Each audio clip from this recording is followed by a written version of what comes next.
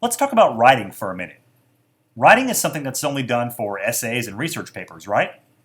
Well, actually, our goal here at Fulton is for students to practice writing effectively in more than just English class.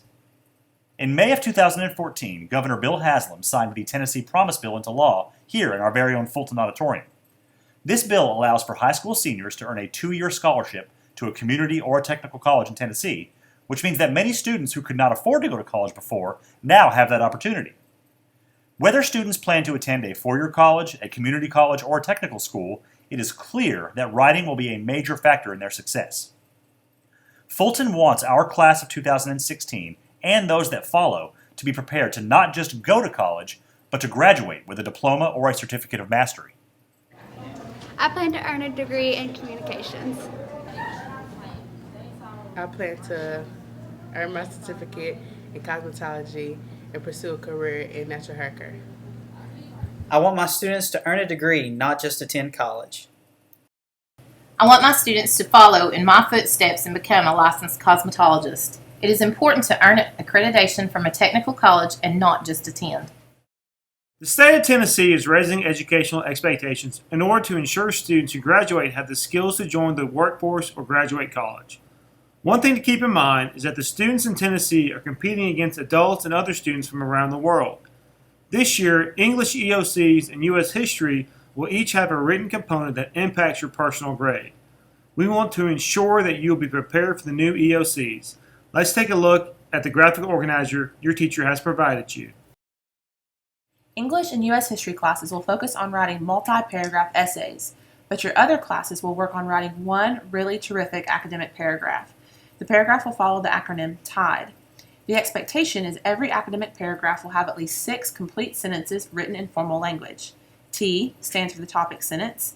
I stands for important text evidence. This is the fact from the text or visual. D stands for detailed examination. Notice that the important textual evidence has a detailed examination that goes with it. Every time a writer uses a fact, he or she should explain that fact. And then E stands for ending. When looking at the acronym TIDE, we begin with the letter T, which stands for topic sentence. When writing a body paragraph, it is good to clue in readers what you plan to focus on in this paragraph. Transition words and phrases are helpful here to create fluency in your paper. For example, you might say in a paper on recycling, to begin, recycling is important because it helps reduce the amount of trash in landfills. This topic sentence helps your reader understand what specific idea you are addressing in that paragraph. It also helps you, the writer, stay focused on one idea at a time. Continuing through the acronym TIDE, the I stands for important textual evidence. This is the part where you synthesize information from another source or stimuli into your paper to support your ideas. When selecting a quote, look for information you can expand on in later sentences.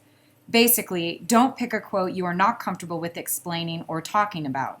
Remember, unless you paraphrase, you need to use quotation marks around the text from another source. This helps you avoid plagiarism when using important textual evidence in your writing. Up next in the acronym TIDE, we have detailed examination. As Ms. Lanzoni reviewed earlier, it is important as a writer to pick a quote you can successfully discuss. In this portion of the paragraph, the author is connecting the dots for the reader. A detailed examination explains the quote and elaborates on the concept. This is the section of the paragraph that relies heavily on the writer's ideas. Sometimes sentence stems or starters can help here. Sentence stems like, "This is important because," can help writers get started in the detailed examination. Finally, in the acronym TIDE, we finish with E for ending. Each paragraph needs a strong concluding statement to wrap up your idea from that section of your paper. Strong endings to paragraphs can help with fluency in your essay because it sounds like you're wrapping up before moving on to another point. Similar to transitional words and phrases, clear endings to paragraphs help your reader easily follow your ideas and reduce confusion. Sometimes it helps to use your ending as a chance to tie your paragraph to the overall thesis of your paper. Overall, the ending of one paragraph is part of a bridge to the next, so make it strong. Now that we have done a brief overview with the acronym TIDE, the next logical question is, so what do I have to do as a student? The first step is working with writing in various disciplines and content areas.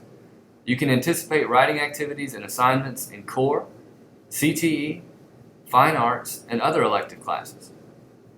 By talking about writing with these various disciplines, students will be able to synthesize ideas and textual evidence across a variety of subjects.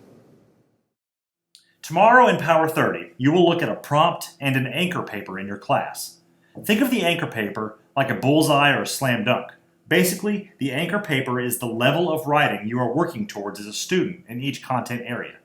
The anchor paper gives you an example of what you are working towards in terms of writing skill and clarity of ideas. There are several types of writing. Informational or explanatory, where you inform or explain to the reader. Argumentative, where you persuade individuals and address the counterclaim. And personal narrative, where a writer talks about their own life experiences. You will learn about all three of these types of writing in your English class. However, in your other classes, you'll focus just on the informational or explanatory writing. Highlight similarities you find between both rubrics. Let's look at the first part together. On the state rubric, I see under development, it says, in response to the task and the stimuli, the writing utilizes well-chosen, relevant, and sufficient evidence from the stimuli. When I look over at the Fulton informational rubric, it says that the important textual evidence cites well-chosen, relevant evidence from the stimulus. I see I can highlight well-chosen, relevant evidence and stimulus. The ideas are located in different spots, but I can begin to see the Fulton informational rubric takes the state rubric and makes it a little easier to understand. Thank you for joining my colleagues and I as we introduce the school to the Fulton Academic Writing Plan. You will continue this activity with your teacher to see how many connections students can make between the state and our rubric.